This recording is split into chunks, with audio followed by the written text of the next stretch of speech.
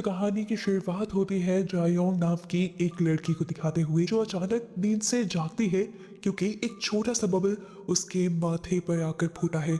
उसे कुछ अजीब सी आवाजें सुनाई देती हैं। जब वो दरवाजे से बाहर झांकती है तो उसे अपनी बहन इन योंग हॉलवे में दिखाई देती है, लेकिन वो नॉर्मल नहीं चल रही थी। वो लंगड़ा कर गोल गोल घूम रही थी और दूर से देखने में ये बहुत ही ज्यादा खौफनाक लग रहा था। तब जायोंग डर गई क्योंकि उसे लगा ये कोई शैतान है या कोई दूसरी एंटिटी। लेकिन ये जानकर भी उसे आराम नहीं मिला कि ये उसकी बहन थी, क्योंकि खौफनाक तरीके से उसकी बहन ने ही उसके ऊपर हमला कर दिया था। वो उसके ऊपर बैठकर उसका गला घोंटने लग जाती है और अजीब डरावनी हंसी हंसने लगती है। वो तड़पती है और एक झटके से उसकी नींद खुल जाती है और तब जाकर उसे रियलाइज होता है कि ये बस उसका एक बुरा ख्वाब था। हम देखते हैं कि यहाँ पर उसकी स्टेप सिस्टर उसे रिलैक्स करने की कोशिश कर रही थी। जल्द ही हमें ये भी पता चल जाता है कि जायोंग एक सुपर नेचुरल क्लब का हिस्सा है। वो अपने दोस्तों के साथ एक वीडियो कॉल पर बात करती है जिसका लीडर जीहो नाम का एक लड़का है। जीहो एक यूट्यूब कॉन्टेस्ट को लेकर बहुत ही ज्यादा एक्साइटेड है जिसमें जीतने वाले को $50,000 मिलने वाले हैं। वो प्लान बनाते हैं कि वो लोग एक फेक हॉरर डॉक्यूमेंट्री बनाएंगे जिसमें वो एक खतरनाक रिचुअल यानी किसी एंटिटी को बुलाने का नाटक करेंगे, जिसके लिए ये लोग एक सुनसान बिल्डिंग में जाने का फैसला करते हैं। और इस बिल्डिंग के बारे में पहले से ही बहुत सी कहानियां ये भी मशहूर है कि इस बिल्डिंग में जो कोई भी जाता है वो गायब हो जाता है। बाकी दोस्त थोड़े डाउट में थे कि उन्हें ये करना भी चाहिए या नहीं, लेकिन पैसे के चक्कर में सभी मान जाते हैं। जायोंग अपनी स्टेप सिस्टर को भी इनवाइट करती है। वो थोड़ी डरपोक है लेकिन फिर भी जायोंग की वजह से मान जाती है और इस तरह इनके ग्रुप के लोग पूरे हो जाते हैं। वो लोग लोकेशन पर पहुंच जाते हैं जो एक पुरानी बिल्डिंग की बेसमेंट है और बहुत ही डरावनी है ये जगह। कमरे के बिल्कुल दरमियान में काले और गंदे पानी का एक बहुत बड़ा सा टैंक रखा हुआ है। जी हो इस गंदे टैंक की हिस्ट्री बताता है कि पुराने जमाने में यहाँ पर पानी प्रोसेस किया जाता था और माना जाता है कि यहाँ पर बहुत सी सोल्स कैद हैं जो इस प्रिजर्वर में खींची चली आई थी। वो कहता है कि पानी गहरा नहीं है लेकिन उन सोल्स की वजह से देखने पर ये पानी बॉटमलेस लगता है। वीडियो तो इन्हें फेक ही बनानी थी लेकिन लोगों को तो नहीं बताना था। वीडियो को जरा ओरिजिनल बनाने के लिए जिहो सबको कहता है कि वो कागज पर कुछ ऐसे क्वेश्चंस लिखेंगे जो वो सोल्स से पूछना चाहते हैं। सब उसकी बात मान जाते हैं लेकिन यहाँ पर जायोंग के दिमाग में कुछ और ही चल रहा था। वो सब लोगों से कहती है क्यों ना फेक वीडियो बनाने से पहले हम सच में एक मर्तबा रिचुअल ही ट्राई करें।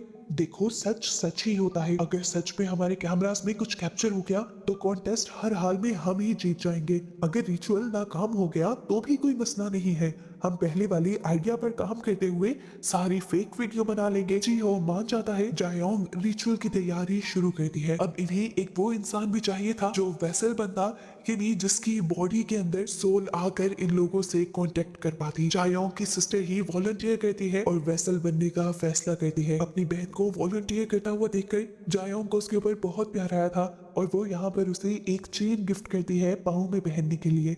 सियोवो यानी उसकी बहन खुश होकर उसे गले लगा लेती है क्योंकि जायोंग ने पहली मर्तबा उसे कोई गिफ्ट दिया था। अब रिचुअल शुरू होता है। ये लोग यहाँ पर एक बहुत बड़ा सा स्टार बनाकर स्टार के एक एक कॉर्नर में बैठ जाते हैं और सिवो दरमियान में उस काले पानी के अंदर जाकर खड़ी हो जाती है। उसके चेहरे को जायोंग एक पेपर बैग से अच्छी तरह ढक देती है, जिसके बाद ये सब लोग इसी गंदे टैंक में से एक एक बोल पानी लेते हैं और अपने पास रख लेते हैं।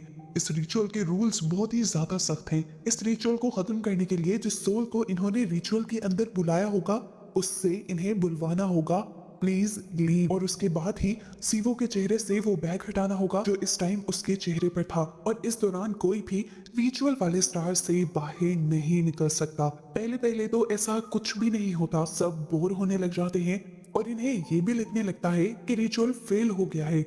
लेकिन तभी अचानक सीबो के सर के ऊपर एक बबल टकराता है। अचानक कमरे में जोर जोर से थपथपाने की आवाजें आने लगती हैं, लाइट्स फ्लिकर करती हैं और सीबो का जिस्म भी अजीब तरीके से मुड़ने लगता है जैसे उसकी हड्डियां टूट रही हों। उसके चेहरे पर चढ़ा हुआ बैग खुद ब खुद गीला हो जाता है और वो अपनी आंखों की तरफ से उस बैग को फाड़ देती है और देखने को मिलता है उसकी आंखें बिल्कुल बदल चुकी हैं, पूरी की पूरी काली हो चुकी हैं, जिसका मतलब है कि वो पोसेस हो गई है। अजीब तरीके से वो अपना हाथ खड़ा करती है और जैसे ही उसका हाथ घूमता है एक एक करके वो हाथ सबकी तरफ इशारा करता है। सीवो का हाथ जो इशारे से लिख रहा था वो सब उन लोगों के कागज पर लिखा हुआ आ रहा था, जिस कागज पर इन्होंने अपने सवाल लिखकर उस पानी वाले बोल के अंदर डाले थे। सबने जो सवाल पूछे थे उनका जवाब राइट या रॉन्ग में आ रहा था। जायोंग और जीहो दोनों के सवालों का जवाब राइट था, जबकि दो लोगों के सवालों का जवाब रॉन्ग था। और इनकी बस एक साथी ऐसी थी जिसके जवाब में फ्लावर लिखा हुआ आया था। अभी इन्हें डर नहीं लग रहा था, लेकिन फिर जब स्यू वो अजीब डरावनी आवाज में बोलने लगी तो इनकी सांसें इनके हलक में अटक गई। उसने गिनती शुरू की, वो भी 662 से, फिर 663, 664, और जैसे ही वो 666 पर पहुंची उसने अपनी डरावनी आवाज में चिल्लाते हुए जायोंग के ऊपर हमला कर दिया। लेकिन वो उस टैंक से बाहर नहीं निकल पा रही थी, ऐसे जैसे सीवो के पांव को किसी ने उस टैंक के अंदर पकड़ रखा हो।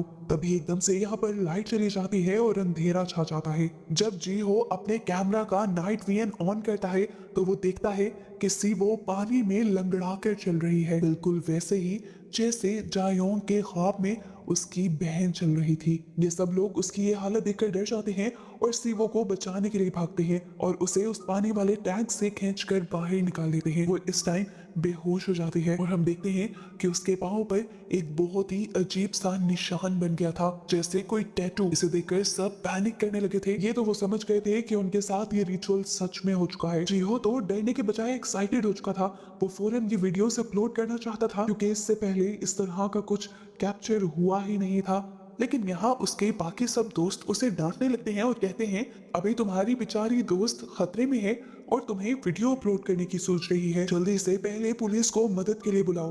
लेकिन जैसे ही वो मदद के लिए कॉल करने लगता है तो एकदम से सिग्नल्स चले जाते हैं। इस चीज से ये लोग और भी ज्यादा डर जाते हैं और यहाँ से भागने की कोशिश करते हैं, लेकिन दरवाजा लॉक हो चुका है। कि लोग बेसबॉल बैट से और कई तरीकों से दरवाजा तोड़ने की कोशिश करते हैं पर दरवाजा हिलता भी नहीं। डर और भी ज्यादा बढ़ जाता है जब यहाँ पर एक और लड़की के अंदर एक और एंटिटी आ जाती है। वो पूरी तरह पोसेस हो जाती है और इन्हें तब पता चलता है जब उसकी बॉडी अजीब तरह मुड़ती है और वो एक दरवाजे पे जाकर जोर जोर से अपना सर मारने लगती है, यहाँ तक कि उसका बहुत ज्यादा खून बह जाता है। जिसके बाद वो बेसबॉल बैट उठाती है और सब लोगों से कहती है कि मुझे मार डालो। लेकिन जब ये लोग उसकी एक बात नहीं सुनते तो वो जाकर सुबो को ही मारने लग जाती है, जिसको इन लोगों ने वेसल बनाया हुआ था। सीवो को बचाने के लिए सब लोग उसे रोकने लग जाते हैं और आखिर सिचुएशन कंट्रोल करने के लिए जी हो डर के मारे बेसबॉल बैट उठाकर उसके सर पर मार ही देता है। आखिर वो लड़की मर जाती है और सारे शौक से जीहो को देखते रहते हैं। जीहो कहता है मैंने सब जानबूझकर नहीं किया, पर यहाँ जीहो के साथी को पता चल जाता है कि वो झूठ बोल रहा था, क्योंकि उसने मरी हुई लड़की की चिट पर से सवाल पढ़ लिया था जो उसे सोल से पूछना था। सवाल ये था कि क्या मैं जीहो से बच पाऊंगी या नहीं। सोल ने ना का जवाब दिया था। अब इस सवाल के पीछे का राज हमें पता चलता है कि असल में उस लड़की का अपने टीचर के साथ अफेयर था और जब जीहो को ये बात पता चली तो जीहो ने उन दोनों की वीडियो बना ली और वो ज्यादातर उसी लड़की को ब्लैकमेल करने लगा। और आखिर जब वो लड़की उसकी ब्लैकमेलिंग से तंग आ गई तो उसने उल्टा जीहो को ही ब्लैकमेल करना शुरू कर दिया और कहा कि तुम्हारी वो वीडियो जो तुमने हमारी बनाई है वो भी मेरे पास है और सारी चैट भी मेरे पास है। अब मैं पुलिस में जाकर तुम्हारी कंप्लेन कर दूंगी। पुलिस मेरी वीडियो भी डिलीट कर देगी, सच सामने भी नहीं आने देगी और तुम फंस जाओगे। इसीलिए उस दिन के बाद से जीहो उस लड़की के पीछे पड़ गया था। सीन्स दोबारा प्रेजेंट में आते हैं जहां जीहो सभी लोगों को ये यकीन दिलवाने की कोशिश कर रहा है कि मैं इनोसेंट हूँ। तभी अचानक यहाँ की लाइट्स फट जाती हैं और अंधेरे में जीहो गायब हो जाता है। जब लाइट्स वापस आई तो जीहो एक चाकू लेकर बैठा हुआ था, बिल्कुल पागलों की तरह। अचानक ही वो अपने साथी के ऊपर हमला कर देता है, जिस हमले से तो ये लोग उस साथी को बचा लेते हैं, जिसके बाद सब मिलकर जीहो को रस्सी से बांध देते हैं। इन्होंने तो यहाँ पर एक रेसल बनाया था, लेकिन यहाँ हर कोई प्रोसेस क्यों होता जा रहा था। जायाओ को ये सब जब गलत लगता है तो वो दोबारा रिचुअल वाली बुक को पढ़ने लगती है और उसे रियलाइज होता है कि उन्होंने ये रिचुअल सही से खत्म नहीं किया उन्होंने एक बहुत बड़ी गड़बड़ी कर दी थी, इस रिचुअल के रूल्स तोड़ दिए थे और सोल से ये नहीं बुलवाया था प्लीज लीव। वो डिसाइड करते हैं कि जान बचाने के लिए उन्हें रिचुअल फिर से करना होगा। पर अब मसला ये था कि जायोंग की बहन मर चुकी थी उस लड़की के हमले की वजह से। ये लोग अब उसकी लाश को ही अंदर खड़ा कर देते हैं और एकदम से वो जिंदा भी हो जाती है और जिंदा होते ही वो उस लड़की की लाश की तरफ इशारा करती है जिसने उसे मारा था और फिर बाकियों की तरफ इशारा करती है। ऐसा लगता है कि सब ठीक होने लगा है क्योंकि पहले की तरह रिचुअल चल रहा था। जिस तरह पहले सोवो ने सबके ऊपर इशारा किया था अभी भी सब वैसा ही चल रहा था। एक एक करके सब लोग अब रूल्स के मुताबिक इस सर्कल से बाहर निकल रहे थे और अचानक यहाँ पर सबके फोन्स बजने लगते हैं, जिसका मतलब था कि सिग्नल्स वापस आ गए हैं और वो लोग पुलिस को कॉल कर सकते हैं। ये लोग तो पुलिस को कॉल करने लग जाते हैं, लेकिन वो लड़का जो अभी अभी जीहो के हमले से बचा था वो जायोंग को मैसेज करके अपने दिल की बात कहता है। जायोंग और उन दोनों को लग रहा था कि उनका अच्छा वक्त शुरू होने वाला है, पर वो नहीं जानते थे कि यही उनका सबसे बुरा वक्त होगा। उनकी यहाँ पर जलाई हुई सारी कैंडल्स और लाइट्स दोबारा से बुझ जाती हैं। लाइट जब वापस आई तो दिखाया गया कि जीहो अपनी रस्सियां खोल चुका है। वो पोजेस हुए अंदाज में आगे बढ़ता है और किसी ट्रांस में चाकू लेते हुए अपना गला काट लेता है। यहाँ पर हमें पता चलता है कि ये लोग जो जो अपना सवाल पूछ रहे थे उसके पूरा होते ही ये लोग मरते जा रहे थे। हमें पता चला कि जीहो ने सवाल पूछा था कि क्या उसकी वीडियो के ऊपर 1 मिलियन व्यूज आ जाएंगे। जीहो के साथी ने जब फोन चेक किया तो उन्हें पता चला कि 1 मिलियन व्यूज आ चुके थे, वीडियो वायरल हो चुकी थी और प्रोफेसर सच होने के बाद जीहो इसीलिए मर गया था। अब तो डर इनको पागल कर देता है। ये लोग सोचते हैं इन्होंने रिचुअल किया है क्यों। जैसे जैसे वो प्रोफेसी सच होगी ये लोग मरते जाएंगे। वो लड़की जिसको अपने सवाल के जवाब में फ्लावर लिखा हुआ मिला था वो जल्दी से दरवाजे की तरफ भागती है और मदद के लिए चिल्लाती है और यहाँ देखने को मिलता है कि कोई ना दिखने वाली ताकत उसका गला घोंटने लग जाती है। गला दबाने के बाद वही एंटिटी उसे हवा में उठाकर पानी में फेंक देती है। बाकी लोग उसे बचाने की कोशिश करते हैं लेकिन एंटिटी ने अभी भी उसके सर को पानी में डुबा कर रखा हुआ था। ये लोग उसका सर बाहर नहीं निकाल पाते और उसे बचा नहीं पाते। देखने को मिला कि उसकी चिट के ऊपर फ्लावर के साथ फ्यूनरल लिखा हुआ आ गया था, यानी फ्यूनरल फ्लावर की बात हो रही थी। यहाँ पर वो फूल जो मौत पर रखे जाते थे। प्रोफेसर ये थी कि यहाँ पर इस लड़की की मौत हो जाएगी। अब यहाँ पर बस दो लोग बचे थे, डोंग वो लड़का जिसने जायोंग को मैसेज किया था और जायोंग खुद। इस टाइम उसकी बहन भी थी यहाँ पर, लेकिन वो ये नहीं जानती थी कि उसकी बहन मर गई है या अभी भी जिंदा है और बेहोश है, क्योंकि पानी में खड़ा करने की वजह से वो एक मर्तबा जिंदा हुई थी। ये लोग बहुत ज्यादा डर रहे होते हैं और यहाँ से निकलने का फैसला करते हैं कि दोनों ही इस पूरी जगह को चेक करते हैं और इन्हें एक खुफिया दरवाजा भी मिलता है जो खुल जाता है। अंदर इन्हें एक ऐसा कपड़ा मिला जिसके ऊपर बड़ा सा मौत लिखा हुआ था और इसी कपड़े के पीछे एक रूल भी लिखा था कि जब 5 प्रोफेसिस पूरी हो जाएंगी तब यहाँ पर एक जिस्म मिलेगा। जायोंग समझ जाती है कि एक जिस्म से मुराद एक इंसान है। वो ये समझ गई थी कि अब या फिर वो बचेगी या फिर उसका दोस्त। जायोंग जो पहले से ही मेंटली अपने आप को इन चीजों के लिए प्रिपेयर करके आई थी, उससे बिल्कुल डर नहीं लगता और वो जाकर अपने ही दोस्त को मार देती है। और यहीं पर हमें ये ट्विस्ट पता चलता है कि जायोंग ने ही ये सब प्लान किया था।